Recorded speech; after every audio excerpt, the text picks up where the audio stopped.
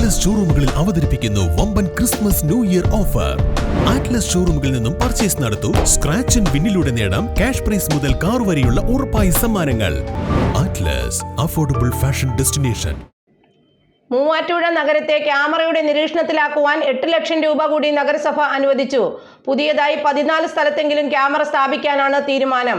നഗരത്തിൽ മാലിന്യം തള്ളുന്നവരെ കണ്ടെത്തുകയാണ് പ്രധാന ലക്ഷ്യമെങ്കിലും കുറ്റകൃത്യങ്ങൾ തടയുന്നതിനും ഗതാഗത നിയമങ്ങൾ പാലിക്കുന്നത് ഉറപ്പുവരുത്തുവാനുമാണ് ക്യാമറയിലൂടെ ലക്ഷ്യമിടുന്നതെന്ന് നഗരസഭാ ചെയർമാൻ PP എൽദോസ് അറിയിച്ചു.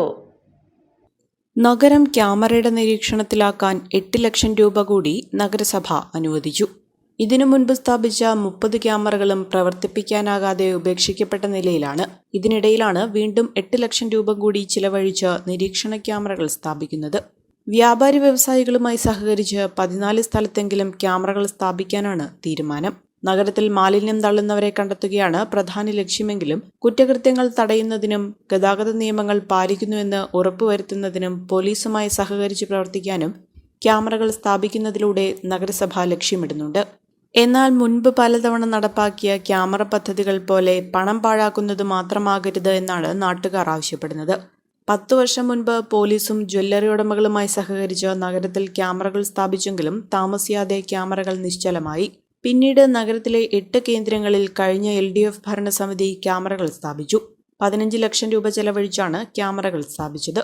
പോലീസ് സ്റ്റേഷനിൽ കൺട്രോൾ യൂണിറ്റും സ്ഥാപിച്ചു. ദിവസങ്ങൾക്കുള്ളിൽ തന്നെ ഈ ക്യാമറകളും തകരാറിലായി. പിന്നീട് ഇവ അറ്റകുറ്റപ്പണികൾ നടത്തി പ്രവർത്തനക്ഷമമാക്കിയിരുന്നു. 2 വർഷം പിന്നിട്ടപ്പോഴേക്കും ക്യാമറകൾ വീണ്ടും നിശ്ചലമായി. പദ്ധതികളിലൂടെ ലക്ഷങ്ങൾ പാഴായതല്ലാതെ നഗരത്തിനും നഗരവാസികൾക്കും നിരീക്ഷണ ക്യാമറകൾ കൊണ്ട് പ്രയോജനമുണ്ടായിരുന്നില്ല.